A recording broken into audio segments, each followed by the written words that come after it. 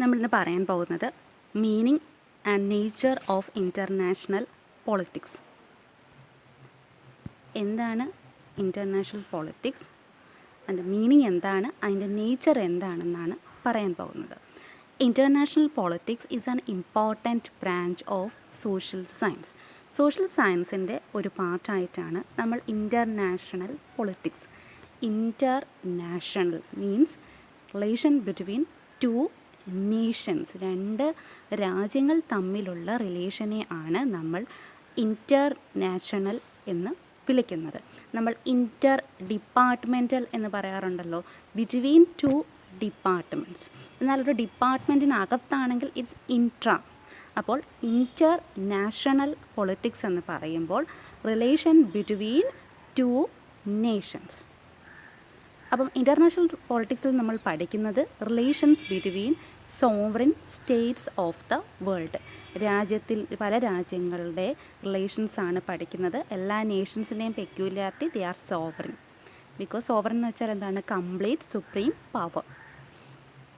ഇനി എങ്ങനെ നമ്മൾ ഇൻ്റർനാഷണൽ പൊളിറ്റിക്സിലേക്ക് പഠിക്കാൻ ഉള്ളൊരു റീസൺ, എങ്ങനെയാണ് നേഷൻ്റെ ഒരു ക്യാരക്ടർ? ഒരു ഹ്യൂമൻ ബീങ്സിനുള്ള ഒരു സെയിം ക്യാരക്ടറാണ് ഒരു നേഷനും ഉള്ളത്. A Greek philosopher Aristotle once said that man by nature is a social animal. Man by nature is a social animal. മനുഷ്യൻ ഒരു സാമൂഹിക ജീവിയാണ്. സോഷ്യൽ ആനിമൽ അല്ലെങ്കിൽ സാമൂഹിക ജീവി എന്നുകൊണ്ട് ഉദ്ദേശിക്കുന്നത് he cannot live in isolation, ഒറ്റയ്ക്ക് ജീവിക്കാൻ സാധിക്കാത്ത വ്യക്തിയാണ്. അല്ലേ? സെൽഫ് സഫിഷ്യൻ്റായിട്ട് നമുക്ക് എല്ലാ സാധനങ്ങളും പ്രൊഡ്യൂസ് ചെയ്യാനോ എല്ലാം അങ്ങനെ പറ്റില്ല. ഒരാളെ ഒന്നുമില്ല, നമ്മൾ കൃഷി ചെയ്യുന്നു, ആ സാധനം വിൽക്കാൻ നമുക്ക് മറ്റൊരാളെ ആശ്രയിച്ചേ പറ്റത്തുള്ളൂ. ഒരു എക്സാമ്പിൾ പറഞ്ഞാൽ അതുപോലെ ഒരിക്കലും സെൽഫായിട്ട് ജീവിക്കാൻ പറ്റാത്ത ഒരാളാണ് ഹ്യൂമൻ ബീങ്. അതുകൊണ്ടാണ് അരിസ്റ്റോട്ടിൽ പറഞ്ഞത് man is A social animal, he cannot leave in isolation. Just like an individual cannot live in isolation, no state can also live in isolation. ഒരു ഇൻഡിവിജ്വലിന് ഒറ്റയ്ക്ക് താമസിക്കാൻ പറ്റാത്തത് പോലെ തന്നെയാണ് ഒരു രാജ്യത്തിന്. നമ്മൾ ഇൻ്റർനാഷണൽ പൊളിറ്റിക്സിൽ കൺട്രി അല്ലെങ്കിൽ നേഷൻ എന്നല്ല, സ്റ്റേറ്റ് എന്ന ടേമാണ് യൂസ് ചെയ്യുന്നത് എല്ലാ നേഷൻസിനെയും.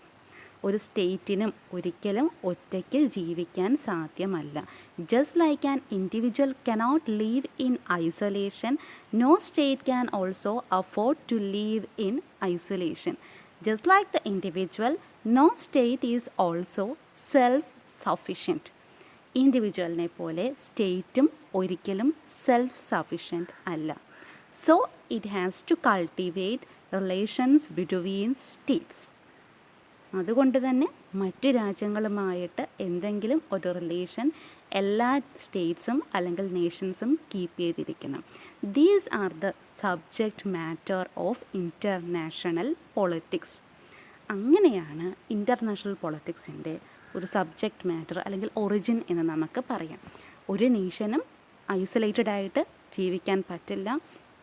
നോ നേഷൻ ഈ can live isolated, no nation is self-sufficient, so it has to cultivate relation between other states. This forms the main subject matter of international politics. ഇനി അതിൻ്റെ definition നോക്കാം. പെഡൽഫോർഡ് and Lincoln പറയുന്ന definition, it is the interactions of state policies within the changing patterns of power relationship. It is the interaction of state policies within the changing patterns of power relationship. രണ്ട് രാജ്യങ്ങളുടെ നയങ്ങൾ തമ്മിൽ ഉള്ള ഒരു കൂടിച്ചേരലിനെ ആണ് നമ്മൾ international politics എന്ന് പറയുന്നത്. Inter relation between different policies of a state on the basis of power. അതാണ് interaction of state policies within the changing pattern of power relationship. ഇനി മൊർഗൻതോയുടെ definition, Hans J Morgenthau. International പൊളിറ്റിക്സിൽ നമ്മളെപ്പോഴും കേൾക്കുന്ന ടേമാണ്. Hans J മൊർഗൻതോയുടെ ഒരു important book എന്ന് പറയുമ്പോൾ politics among nations. Hans J മോർഗൻതോടെ ഒരു ഡെഫിനിഷൻ ഉണ്ട്. It is a struggle for and use of power among nations. രാജ്യങ്ങൾ തമ്മിലുള്ള അധികാരത്തിന് വേണ്ടിയുള്ള ഒരു വടംവലിയെയാണ് നമ്മൾ ഇൻ്റർനാഷണൽ പൊളിറ്റിക്സ് എന്ന് പറയുന്നത്. It is the struggle for and use of power among Nations.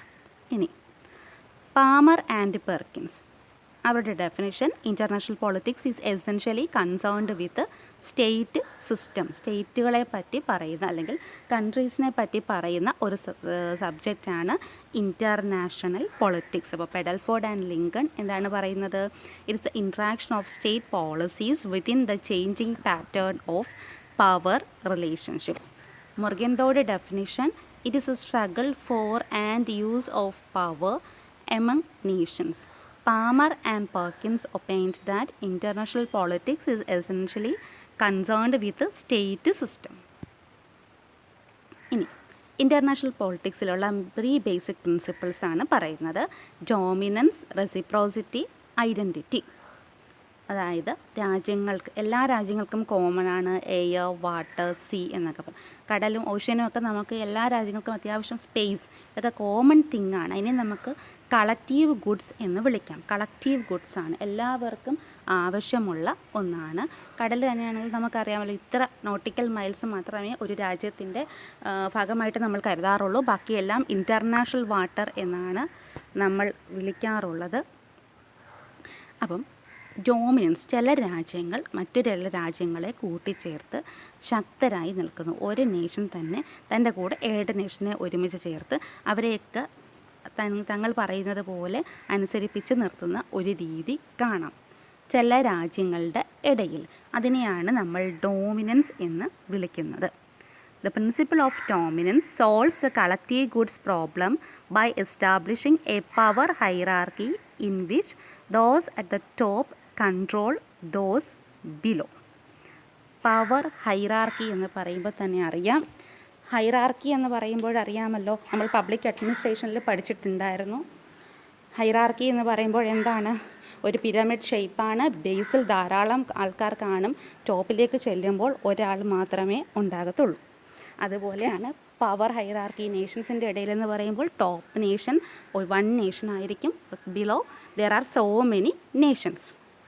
അപ്പം principle of dominance will solve the collective good problems by establishing a power hierarchy in which those at the top control those below. അപ്പം scarce റിസോഴ്സസിന് വേണ്ടി ഈ dominance ആണെങ്കിൽ they can fight together or they can fight for better position in a status hierarchy. ഈ ഡോമിനൻസിൻ്റെ advantage എന്ന് പറയുമ്പോൾ it ensures order and stability. Disadvantage എന്ന് പറയുമ്പോൾ it leads to oppression and other hierarchical problems. Stability ഉണ്ടാകും, കാരണം ഒരു nation പറയുന്നത് മറ്റു നേഷൻ അനുസരിച്ച് പോകും. പക്ഷേ ചെറിയ ചെറിയ രാജ്യങ്ങൾ ഇതിന് മറ്റു രാജ്യങ്ങൾക്ക് നേരെ പ്രശ്നങ്ങളും വഴക്കുകളും ഉണ്ടാക്കാനും സാധ്യത ഉണ്ട്. ഡോമിനൻസിൻ്റെ ഡീമെറിറ്റായിട്ടാണത് പറയുന്നത്.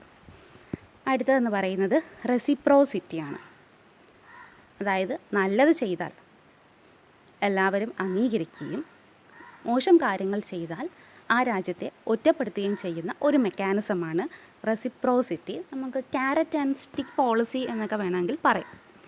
It solves a collective good problem by rewarding behaviour that contributes the group and punishing behaviour that pursues self interest at the expense of the group.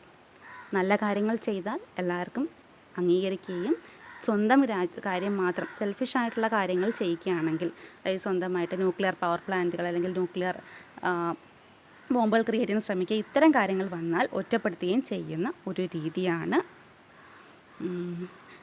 ഇവിടെയും എല്ലാ നേഷൻസും കോപ്പറേറ്റീവ് മോഡൽ, എല്ലാവരും നല്ല സഹകരണത്തോടെ വർത്തിക്കുന്ന ഒരു രീതിയാണ് റെസിപ്രോസിറ്റിയിൽ കാണാൻ സാധിക്കുന്നത്. ഈ ഒരേ രാജ്യം തന്നെ ചിലരോട് ഡോമിനൻസും കാണിക്കും, ചില രാജ്യങ്ങളോട് റെസിപ്രോസിറ്റിയും കാണിക്കും, ചില രാജ്യങ്ങളോട് കോമൺ ആയിട്ട് അവർ നിൽക്കുകയും ചെയ്യും. അതാണ് പറഞ്ഞത്, ജസ്റ്റ് ലൈക്ക് ഹ്യൂമൻ ബീങ്സിൻ്റെ സെയിം ക്യാരക്ടറാണ് നേഷൻസിനും ഉള്ളത്. Self interest of A nation എന്ന് പറയുമ്പോൾ നാഷണൽ ഇൻട്രസ്റ്റ് എന്നാണ് നമ്മൾ എഴുതേണ്ടത്. നേഷൻ്റെ ഒരു ഇൻട്രസ്റ്റ്, ഒരു ഇൻഡിവിജ്വലിൻ്റെ കൂട്ട് സെൽഫിഷ് ഇൻട്രസ്റ്റും മോട്ടീവ്സും എപ്പോഴും ഒരു നേഷൻ ഉണ്ടാക്കും. ആ നേഷൻ, അതുകൊണ്ടാണ് ചിലരോട് നമ്മൾ അങ്ങനെയല്ലേ ക്ലാസ്സിൽ എങ്ങനെയാണ്, ചിലരോട് ഡോമിനൻ്റ് ആകും, ചിലരോട് അങ്ങോട്ടും ഇങ്ങോട്ടും റെസിപ്രോസിറ്റി നിൽക്കും, ചിലരോട് ചില കാര്യങ്ങളിൽ എല്ലാവരും ഒരുപോലെയും നിൽക്കും. അപ്പോൾ റെസിപ്രോസിറ്റി എന്ന് പറയുമ്പോൾ it solves a collective goods problem by rewarding behaviour that contributes a group and punishing behaviour that pursues self interest at the expense of the group. Last one, identity. Identity എന്ന് പറയുമ്പോൾ എല്ലാ രാജ്യങ്ങളും ചില കാര്യങ്ങളിൽ ഒരുപോലെ നിൽക്കും. യുണൈറ്റഡ് നേഷൻസ് ഓർഗനൈസേഷൻ്റെ കീഴിൽ പ്രവർത്തിക്കുമ്പോഴാണ് അത്തരം ഐഡൻറ്റിറ്റി നേച്ചർ കാണാൻ സാധിക്കുക.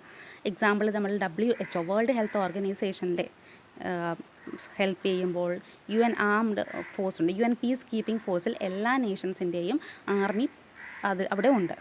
അങ്ങനെയൊക്കെ പ്രവർത്തിക്കുമ്പോൾ എന്താണ്, UN പീസ് കീപ്പിംഗ് മിഷനിലൊക്കെ പ്രവർത്തിക്കുമ്പോൾ ഐഡൻറ്റിറ്റി നേച്ചറാണ് കാണാൻ സാധിക്കുന്നത്.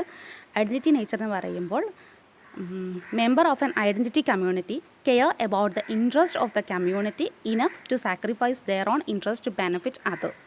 സ്വന്തം താല്പര്യമല്ല നോക്കുന്നത്, മൊത്തം രാജ്യങ്ങളുടെയും താല്പര്യം നോക്കി, മൊത്തം ലോകത്തിൻ്റെയും താല്പര്യം നോക്കി പ്രവർത്തിക്കുന്ന രീതിയാണ് നമ്മൾ ഐഡൻറ്റിറ്റി എന്ന് പറയുന്നത്. Here members of an identity community care about, ആരുടെ ഇൻട്രസ്റ്റ് ആണ് കെയർ ചെയ്യുന്നത്, ഇൻട്രസ്റ്റ് ഓഫ് ദ കമ്മ്യൂണിറ്റി.